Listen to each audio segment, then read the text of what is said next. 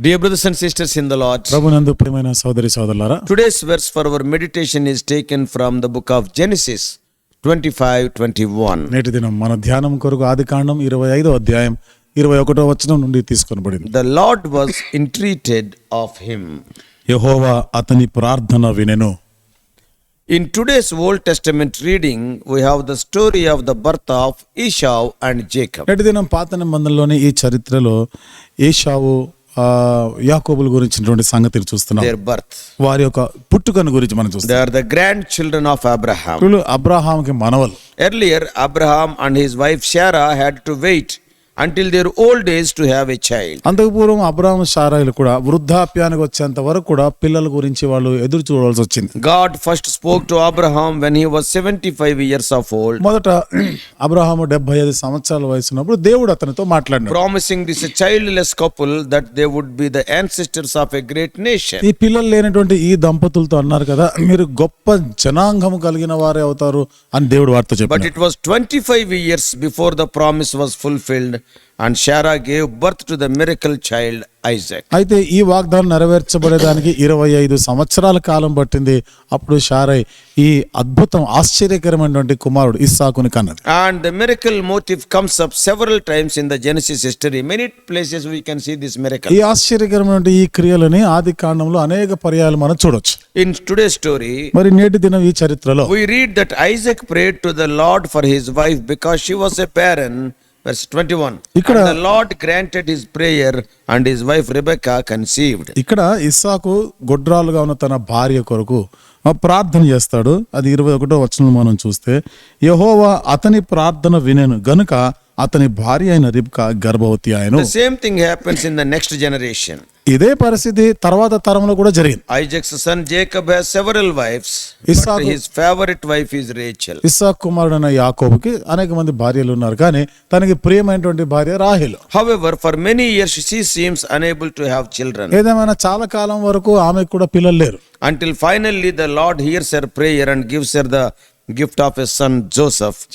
దేవుడు ఆమె యొక్క ప్రార్థన విని ఆ గర్భము తెరిచి యోసేపుని బహుమానం ఇచ్చేంత And వరకు. Joseph turns out to be the savior of the whole family when the great famine comes upon the land. అప్పుడు యోసేపు ఆ దేశంలో గొప్ప కరువు వచ్చినప్పుడు ఆ ప్రాంతం అంతటి వారిని ఆయన సంరక్షించిన వాడయ్యాడు. Now the question is, ఇప్పుడు ప్రశ్న ఏమిటిదంటే, why is there this constant theme of barrenness followed by what seems like miraculous conception? ఎందుకని ఈ గొడ్రాలితనం అనేది ఎక్కువగా మనం చూస్తున్నాం, తర్వాత ఆశ్చర్యకరమైన విధానం దేవుడు కుమారు ఇచ్చాడు, ఇవన్నీ ఎందుకు అట్లా What జరిగినాయి? these incidents teach us?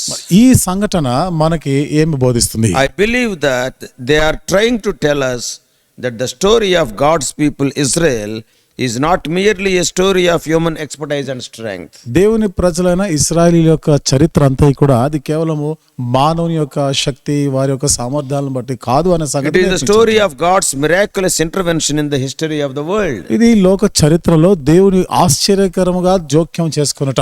The world is going nowhere like the womb of Rebecca. It is barren. చూడండి, లోకం మనం చూస్తున్నాం, రెబెకా అంటే గర్భవతిగా ఉన్నటువంటి ఆ పరిస్థితి. The womb of Rebecca, it is barren. Rebecca యొక్క The world is like that. లోకం ఎట్లా ఉంది? రెబెకా మరి ఆ గొడ్రాలుగా ఉన్నట్టుగా.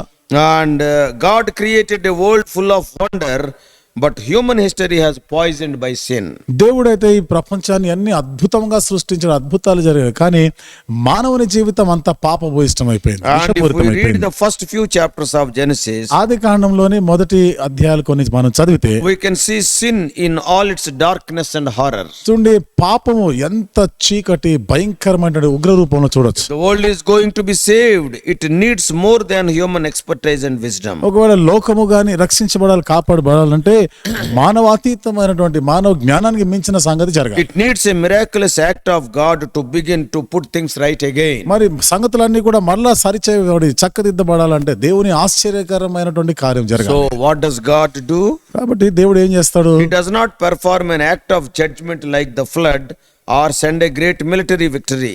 జల ప్రళయం వచ్చినట్లుగా దేవుడు తీర్పు తీర్చడమే గాని, లేకపోతే గొప్ప సైన్యం ద్వారా విజయం ఇవ్వడం అట్లాంటివి చేయడు. He creates a new community, a people who will learn his ways so they can be of the light of the nations. ఆయన మార్గంలో నేర్చుకునేటువంటి ఒక సమూహాన్ని, తద్వారా ఈ జగతికి వారు ఒక జ్యోతిగా ఉండేటువంటి వారిని సిద్ధపరుస్తారు. In later years they came to see themselves as God's chosen people. ఆ తర్వాత కాలంలో మనం చూస్తాం వీరు దేవుని చేత ఏర్పరచబడినటువంటి ప్రజలే. But that never meant that God was only concerned for them and not the people around them. God is concerned about all. అయితే దాని అర్థము దేవుడు వీళ్ళని మాత్రమే పట్టించుకుంటాడు, వారి చుట్టూ ఉన్న వారిని పట్టించుకోవడం అనేది కాదు. దేవుడు అందరిని గురించి పట్టించుకునేవాడు. No, God's original promise to Abraham is, in you all the families of the earth will be blessed. దేవుడు అబ్రహాముతో వాస్తవంగా చేసినటువంటి వాగ్దానంలో అబ్రహాము నీ ద్వారా ఈ భూలోకంలో సమస్త వంశములు దీవించబడినవి. That is what we read in Genesis 12:3. ఇది ఆదికాండం 12వ అధ్యాయం 3వ వచనంలో మనం చదువు. So you and I stand in continuity with that promise today. కాబట్టి నీవు నేను కూడా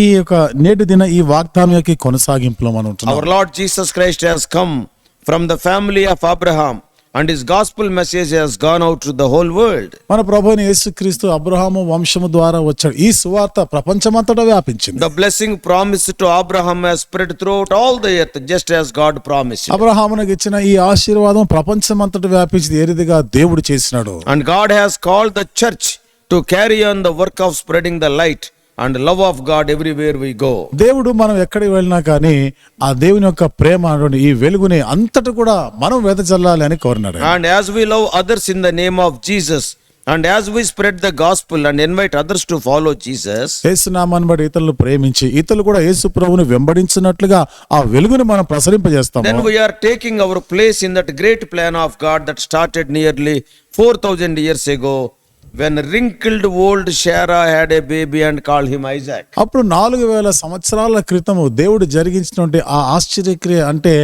బాగా ముసలితనానికి వచ్చినటువంటి ఆ శారా ముడతలు పడిపోయిన ముఖం అంతా కూడా అలాంటి గర్భం ద్వారా ఇస్సాకు వచ్చాడే, దేవుడు అలాంటి ఒక అద్భుత కార్యాన్ని కూడా చేయగలడు. But sometimes that work seems to hit a roadblock. అయితే కొన్ని పర్యాయాలు ఈ కార్యం జరగడానికి ఇక మనకి ఏ గమ్యం దారి లేదన్నట్టుగా ఉంటుంది. Sometimes churches seem to stagnate and get stuck in ruts. కొన్నిసార్లు సంఘం కూడా అట్లా నిలిచిపోయి నిశ్చేష్టులుగా ఉండిపోయి ఇంకా ఎటు దారి లేని పరిస్థితిలో వస్తుంది. Sometimes we focus inward on our own survival or our own life, and we don't look out in love to the world God wants to bless through us. కొన్ని పర్యాయాలు మన బ్రతుకు తెరుగు కొరకు మన గురించి మన గురించే పట్టించుకుంటాం, కానీ మన చుట్టూ ఉన్నటువంటి ఈ లోకాన్ని కూడా దేవుడు ఆశీర్వదించాలనుకున్నాడే దాని గురించి మన పట్టింపు ఉండదు. Sometimes we forget the call to go out and make new disciples. కొన్నిసార్లు మనం వెళ్ళి కొత్త శిష్యులని మనం చేయాలి అనేటువంటి ఆ పిలుపుని విస్మరిస్తాం. And we come up with all sorts of sophisticated reasons why evangelism is not such a good idea after all. ఎందుకని ఈ సువార్తని ప్రకటించలేకపోతాం అనే దానికి నానా రకాల కారణాలు సాకులు అన్ని కూడా మనం వెతుక్కుంటూ వచ్చి చెప్తాం. And sometimes churches are consumed by conflict.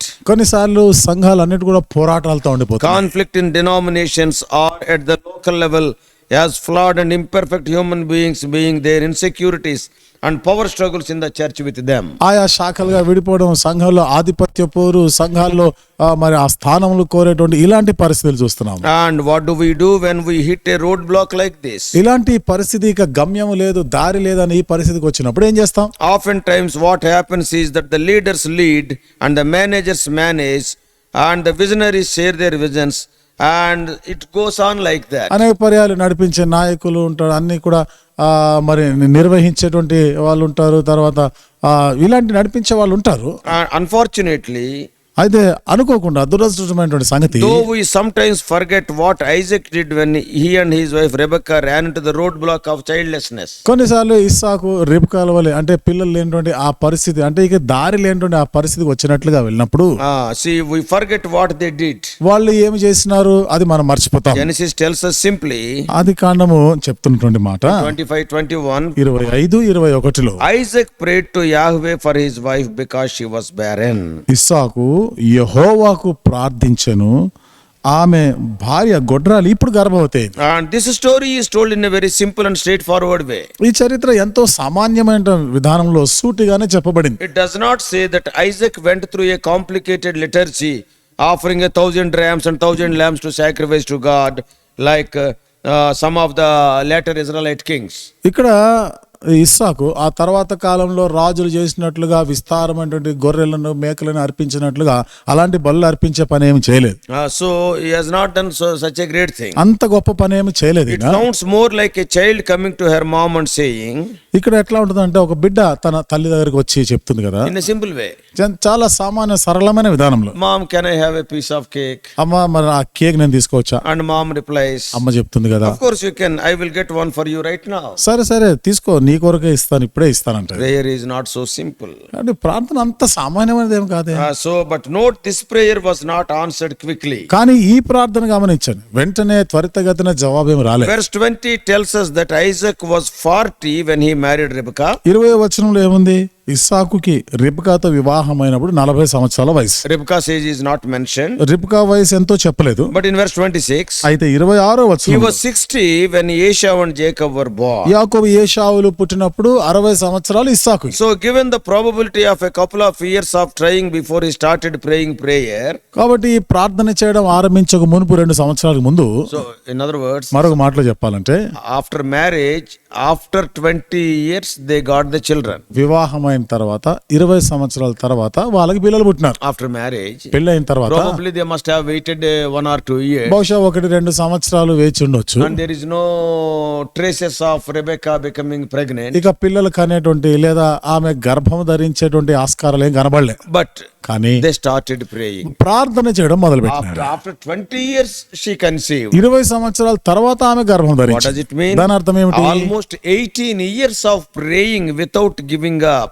అంటే ఇంచుమించుగా 18 సంవత్సరాలుగా వాళ్ళు ఇక పట్టు విడవకుండా ప్రార్థన చేశారు. I am reminded of the time when Jesus told his disciples the story of the widow and the unjust judge. యేసు ప్రభువారు శిష్యులతో చెప్తున్న వృత్తాంతం, ఒక విధవరాలి అన్యాయస్తుడైన న్యాయాధిపతి గురించి చెప్తున్న ఆ సంగతి నాకు జ్ఞాపకం వస్తుంది. Luke says in the parable, it was about their need to pray always, not to lose heart. 18:1 of Luke. లూకా తాను చెప్తున్నాడు తన సువార్తలో 18వ అధ్యాయం 1వ వచనంలో, అంటే విసుగకుండా నిత్యము ప్రార్థన చేయాలి అనేటువంటి This సంగతి is what చెప్తాడు. Isaac did. ఇదే ఇస్సాకు చేసిన పని కూడా. Almost 18 years he prayed. దాదాపుగా 18 సంవత్సరాలు ప్రార్థన Do చేసినాడు. I need to point out that Isaac was not exactly the spiritual superstar? ఒకవేళ ఇస్సాకు ఆ సమయానికి అంత ఆత్మీయంగా అంత ఉన్నత స్థితిలో లేడు అనే సంగతి, But he comes across in the book of Genesis as a quiet man who is easily manipulated by his clever wife. కానీ ఆది కాండంలో మనం చూస్తే తనకు ఆ తెలివైనటువంటి ఆ భార్య తాను అవన్నీ కూడా తన పక్షంగా చేసిన ఈ కార్యాలు మనం చూడొచ్చు. We can see that Rebekah is a very clever wife Rebekah చాలా తెలివైనటువంటి భార్యగా and మనం Isaac చూస్తాం. is a very quiet man. ఇస్సాకేమో చాలా నెమ్మదిగా ఉండేవాడు. Later on in the next chapter, she devises a plan to make sure the younger son Jacob, who is her favorite, gets the paternal blessings from Isaac rather than his favorite Esau, the older son. తర్వాత అధ్యాయంలోనే మనం చూస్తున్నాము, తనకి ప్రియమైనటువంటి కుమారుడు రెండవ వాడు యాకోబు, మరి ఏశావుకి రావాల్సిన ఆ దీవెనలు అవన్నీ కూడా కుయుక్తిగా రెండో వాడంటువంటి అంటే యాకోబుకి వచ్చేటట్లుగా కుట్ర పన్నినాడు. And apparently she knew her husband well. అంతేకాదు తనకి స్పష్టంగా భర్త గురించి ఆమెకు బాగా తెలుసు. She knew how to mold him to do what she wanted. తాను అనుకున్నది చేయాలంటే ఏం చేయాలో, భర్తని ఏం చేయాలనేది బాగా తెలుసు. Also in the next chapter we find Isaac doing exactly what his father Abraham has done. ఆ తర్వాత అధ్యాయంలో మనం చూస్తే ఇస్సాకు సరిగ్గా వాళ్ళ తండ్రి అయిన అబ్రహాము ఏం చేసినాడో ఈయన కూడా అదే చేసినాడు. He went to live in a foreign country for a while in a time of famine. కాబట్టి ఆ కరువు వచ్చిన కాలంలో అన్య దేశానికి ఆయన కొంతకాలం But he వెళ్ళాలనుకున్నాడు. was afraid of the locals would kill him and steal his wife. కానీ అక్కడ ఉన్నటువంటి ఆ ప్రజలు తన్ని చంపుతారు, భార్యను తీసుకొని పోతారని భయపడ్డాడు. So he asked her to pretend she was his sister. అక్కడ భార్యతో తన చెల్లెలుగా నువ్వు నటించాలని కోరినాడు. So he is not a spiritual superstar. కాబట్టి ఇక్కడ అంత ఆత్మీయుడుగా ఏమీ లేడు ఆయన. That is just Isaac who likes a quiet life and enjoys taking his older boy out trout fishing or something like that to get him food. కాబట్టి ఏదో మామూలు ఇస్సాకు లాగానే ఉన్నాడు ఆయన. తన ఆహారం కొరకు ఆ పిల్లవాడితో ఆయన వ్యవహరించిన తీర్మానం వాళ్ళ కుమారుడితో మనం You చూస్తున్నాం. get me some meat. కాబట్టి నాకు ఏదైనా కొంత మాంసం తీసుకొని రా. I want to be frank here. ఇక్కడ నేను చాలా స్పష్టంగా In the చెప్పాలనుకుంటున్నా. Bible, God does not seem to be picky about whose prayers he hears. కాబట్టి బైబిల్లో దేవుడు చూడండి ఎవరి ప్రార్థనలు అయితే ఆయన See what he hears, he is not choosy. చూడండి ఆయన ఏ ప్రార్థన ఆయన ఏది వినాలనుకుంటున్నాడో దేవుడు ఏం చేయాలనుకున్నా అది చేస్తాడు ఆయన.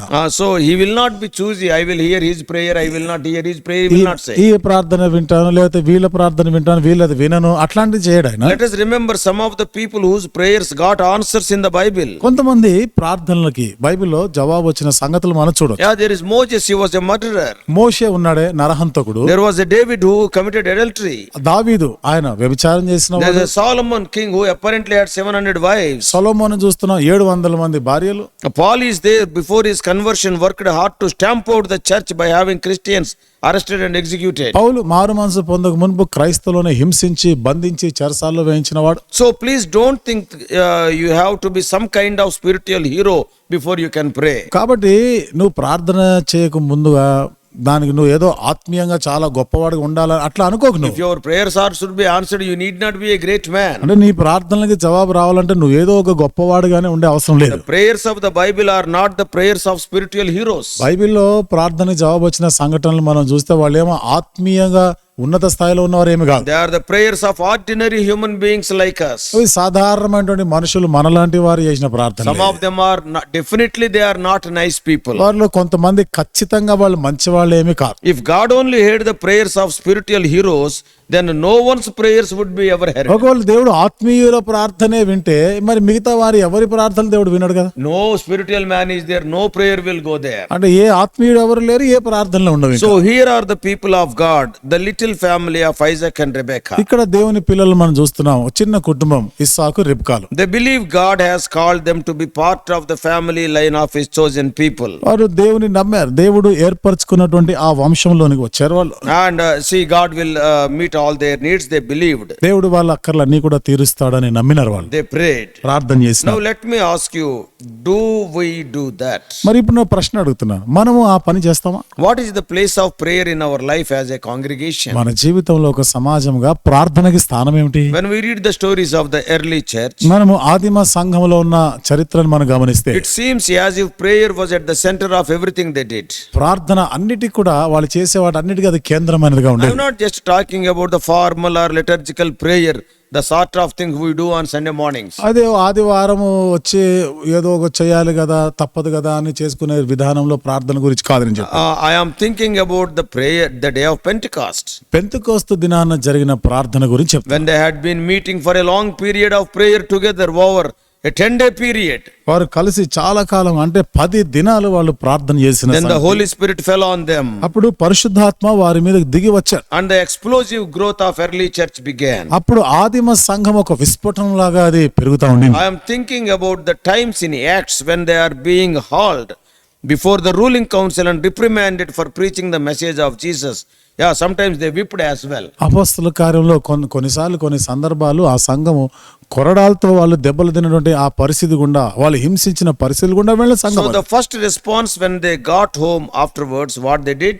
కాబట్టి వాళ్ళు ఈ పరిస్థితులు అయిన తర్వాత మొదటిదిగా వాళ్ళు చేసింది ఏమిటి? They prayed together. కలిసి ప్రార్థన I'm చేసినారు. thinking about Acts 13. అపొస్తలుల కార్యం 13వ అధ్యాయం గురించి ఆలోచన The చేస్తున్నారు. beginning of a new chapter in the life of the early church. ఆదిమ సంఘములోని మొదటి శకం ఆరంభించబడింది. When Paul and Barnabas went out, they were sent out from Antioch to spread the gospel in what is now Turkey. పౌలు బర్నబాలు అంత్యోకయ నుండి Turkey, ఈనాడు ఉన్న Turkey అనే ప్రాంతానికి సువార్తికులుగా పంపించబడిన సందర్భం. How did it begin? ఇది ఎట్లా When ఆరంభించబడింది? they were meeting together for a long period of prayer and fasting. చాలా కాలముగా వాళ్ళు ఉపవాసము చేయుచు ప్రార్థన చేయుచుండగా. Prayer is not just about getting what we want from God. కాబట్టి ప్రార్థన అనేది మనకి ఏది అవసరమైందో అది దేవుని దగ్గర అడిగి తీసుకోవడం అంత మాత్రం కాదు అది. Of course, in Isaac and Rebekah's case, అయితే మరి ఇస్సాకు రిబకాల విషయానికి వస్తే that is exactly what it was about, having the children they longed for. అది సరిగ్గా అక్కడ నిజంగా వాళ్ళు ఈ పిల్లల గురించి వాంఛిస్తున్నారు. ఆ పరిస్థితి అక్కడ. The main benefit of prayer is that it draws us closer to God who made us and who longs for us to know him better. ప్రార్థన యొక్క ముఖ్యమైనటువంటి ప్రయోజనం ఏమిటంటే మనము ఆయనకి సమీపంగా, అంటే మన ప్రార్థన ఆలకించే దేవుడికి సమీపంగా రావడం, To know him better. ఆయనని ఇంకా అధికంగా మనం And when తెలుసుకుంటా. we pray together, మనం కలిసి ప్రార్థన when చేసినప్పుడు, it is an honest prayer, మనం యథార్థంగా ప్రార్థన చేసినప్పుడు it draws us closer to each other also as well. అది ఒకరికొకరు కూడా సమీపంగా తీసుకొని వస్తుంది. So, but prayer is not only important for us as a community. కాబట్టి ఒక ప్రార్థన ఒకటే సమాజంగా కూడిన అన్నాడు. అది ఒకటే కాదు అవసరమైనది మనకి. See, not only as a communal prayer, but individually also prayer is important. అంటే మన సమాజంగా కూడినప్పుడు చేసే ప్రార్థన ఒకటే కాదు, వ్యక్తిగతంగా కూడా మనం ప్రార్థన అవసరం మనకి. Sometimes as individuals we hit barren times in our lives. కొన్నిసార్లు మన జీవితంలో, వ్యక్తిగత జీవితాల్లో ఈ గొడ్రాలి పరిస్థితి కూడా వెళ్తాం. అంటే ఏ ఫలం లేనిదిగా. When all the joy seems to be have drained away and nothing seems to be working out the way we want it to do. సంతోషం అంతా కూడా కోల్పోయి మనం ఏదైతే అనుకున్నామో అనుకున్నది జరగకపోవడం, ఆ పరిస్థితి చూసినప్పుడు At times like that it can make a huge difference to turn to God and pray. ఆ పరిస్థితిలో దేవుని వైపుకి మరలి ఆయనకు ప్రార్థన చేయడం అనేటువంటి ఆ పరిస్థితి చాలా కష్టంగా అనిపిస్తుంది. Remember, as we have seen already, గుర్తుంచుకోండి, ఇంతకు ముందే మనం చూసినట్లుగా you need not be a spiritual superstar to do this. ఈ పని చేయడానికి, ప్రార్థన చేయడానికి నువ్వు ఏదో గొప్ప ఆత్మీయుడుగా ఉండే అవసరం ఏమి లేదు. Isaac prayed to Yahweh for his wife because she was a barren. Verse 21, and Yahweh granted his prayer and his wife conceived. 21వ వచనంలో ఇస్సాకు తన గొడ్రాలుగా ఉన్న భార్య రిబ్కా కొరకు యెహోవాకు మొరపెట్టినాడు. యెహోవా వారి ప్రార్థన ఆలకించాడు. రిబ్కా గర్భవతి అయింది. Isaac prayed. ఇస్సాకు ప్రార్థన చేసెను. Are we ready to learn from his example? మరి ఈ ఉదాహరణ నుండి నేర్చుకోవడానికి మనం సిద్ధంగా ఉన్నామా? Yeah, we have to learn. మనం నేర్చుకోవాలి. And we must know how to pray. ఏ విధంగా ప్రార్థన చేయాలో మనం తెలుసుకోవాలి. Let us pray. ప్రార్థన చేసుకుందాం. Loving Heavenly Father, ప్రేమగల మా పరలోకపు తండ్రి, Lord, there are not many super spiritual stars in the Bible. ప్రభువా, బైబిల్లో అంత ఆత్మీయులు ఉన్నత స్థితిలో ఉన్నవారు ఏమీ లేదు. Oh Lord, they are ordinary people. వాళ్ళంతా సామాన్యులే. They are having their own failures. వాళ్ళకి ప్రభా ఎన్నో పొరపాట్లు, పతనాలు ఉన్నాయి. Even great men of God were having, oh Lord, so many failures. గొప్ప గొప్ప దైవజనులే కానీ ఎన్నో ప్రభా పతనాలు ఉన్నాయి But వాళ్ళలో. they depended on the weapon prayer. అయితే ప్రభా ప్రార్థన అనే ఈ ఆయుధంపై ఆధారపడ్డారు. As common people, they came and prayed and you answered. సామాన్యమైన ప్రజలుగా నీ దగ్గరకు వచ్చి ప్రార్థన చేయగా జవాబిచ్చినావు. You are not the respecter of persons. ప్రభా, నువ్వు నరుల ముఖాన్ని లక్ష్య పెట్టేవాడు. When we humble ourselves and pray, thou art going to answer. నువ్వు దీనులమై ప్రార్థన చేసినప్పుడు నువ్వు జవాబిస్తావు. Isaac prayed. ఇస్సాకు ప్రార్థన In the చేసినాడు. Bible, David prayed. బైబిల్ గ్రంథంలో దావీదు ప్రార్థన Moses చేసినాడు. prayed. మోషే కూడా ప్రార్థన చేసినాడు. Hezekiah prayed. హిజ్కియా ప్రార్థన చేసినాడు. Lord, Paul prayed. పౌలు కూడా ప్రార్థన Peter చేసినాడు. prayed. పేతురు ప్రార్థన చేసినాడు. Ordinary people. వీళ్ళంతా సామాన్యమైన Oh వారు. Lord, later they became ఆ great. తర్వాత వాళ్ళు గొప్ప వాళ్ళు అయినారు. Oh Lord, help us to pray. దేవా, ప్రార్థన చేయటకు సహాయం This చేయి. is the wonderful weapon given to us. ఇది ప్రభు మాకు అనుగ్రహించబడిన ఒక అద్భుతమైన ఆయుధమే. Not only as a community, but individually also. ఒక సమాజంగా కూడినప్పుడు మాత్రమే కాదు, వ్యక్తిగతంగా కూడా మేము ప్రార్థన చేయవారంగా చేయాలి. If you want to remove our barrenness, if we want to be fruitful, we have to pray. ప్రభు, మరి గొడ్రాలితనం తొలగించబడి ఫలభరితంగా ఉండాలంటే మేము ప్రార్థన చేయాలి. Teach us how to pray. ఏ విధంగా ప్రార్థన చేయాలో నేర్పించండి. We do pray in the prayer hearing and prayer answering name of our Lord and Savior Jesus Christ. మా ప్రభువును రక్షకుడైన యేసుక్రీస్తు వారి యొక్క ప్రార్థన ఆలకించి ప్రార్థన జవాబిచ్చే నామములో ప్రార్థించి వేడుకుంటున్నాము తండ్రి. Amen. ఆమేన్.